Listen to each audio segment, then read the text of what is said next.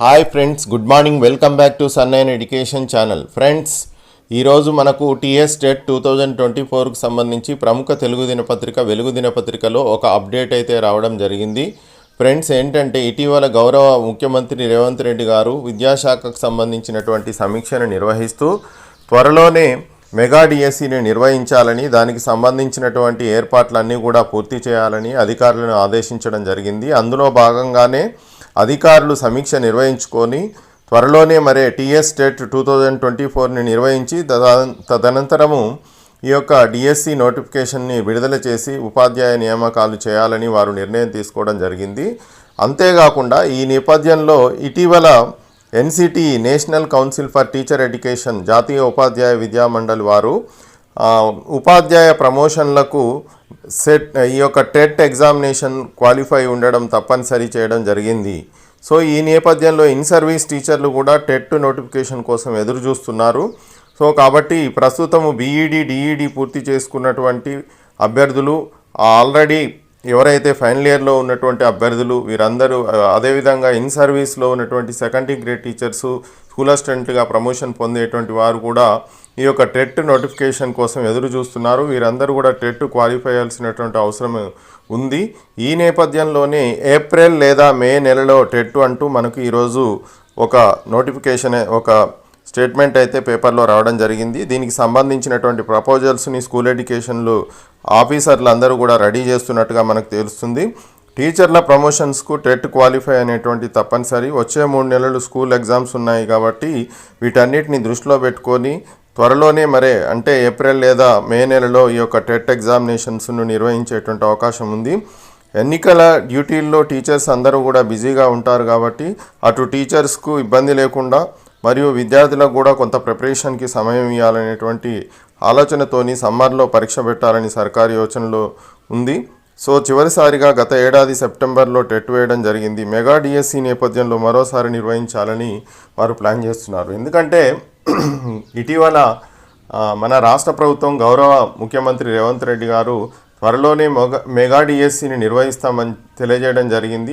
Mega DSC నిర్వహిస్తున్నటువంటి నేపథ్యంలో ఒకసారి టెట్ని అయితే నిర్వహించాలని వారు నిర్ణయం తీసుకోవడం అయితే జరిగింది. సో దానిలో భాగంగానే దీనికి సంబంధించినటువంటి కసరత్తుని అయితే అధికారులు అయితే చేస్తున్నారు. మే నెలలో లేదా ఏప్రిల్ నెలలో లేదా మే నెలలో పరీక్ష పెట్టేందుకైతే స్కూల్ ఎడ్యుకేషన్ అధికారులు ప్రతిపాదనలు రెడీ చేస్తున్నారు. ప్రస్తుతము టీచర్ల ప్రమోషన్స్కు టెట్ క్వాలిఫై అనేటువంటిది తప్పనిసరి. దీంతో వారికి ఇబ్బంది లేకుండా మే నెలలో ఈ యొక్క ఎగ్జామ్ కనుక నిర్వహించినట్లయితే వారికి కూడా అవకాశం ఉంటుంది అని చెప్పేసి వారైతే భావిస్తున్నారు. గత ఏడాది సెప్టెంబర్ 15 అయితే టెట్ నిర్వహించారు. సో ఇప్పుడు ఇక మళ్ళీ ఈ మెగా డిఎస్సి నేపథ్యంలో టెట్ను అయితే నిర్వహించబోతున్నారు. ఎగ్జామ్స్ ఎప్పుడు, ఎన్నికలు అయ్యాక ఇటీవల విద్యాశాఖ అధికారులతో సీఎం రేవంత్ రెడ్డి రివ్యూ నిర్వహించగా మెగా డిఎస్ టెట్ నిర్వహణపై చర్చ అయితే జరిగినట్టుగా మనకు తెలుస్తుంది. ఈ సాధ్యమైనంత త్వరగా వీటిని అయితే నిర్వహించాలని అధికారులను ఆయన ఆదేశించారు. ఈ నేపథ్యంలో ముందుగానే టెట్ పెట్టాలని ఆఫీసర్లు కూడా భావిస్తున్నారు. ఈ పరీక్షకు నిరుద్యోగులతో పాటు టీచర్లు హాజరు కావడంతో వారందరినీ దృష్టిలో పెట్టుకొని షెడ్యూల్ అయితే రెడీ చేయాల్సి ఉంది. టీచర్లు టెట్ రాయాల్సిందేనా? 2011 నుంచి జరుగుతున్నటువంటి రిక్రూట్మెంట్లతో పాటు ప్రమోషన్లకు టెట్ క్వాలిఫై తప్పనిసరి.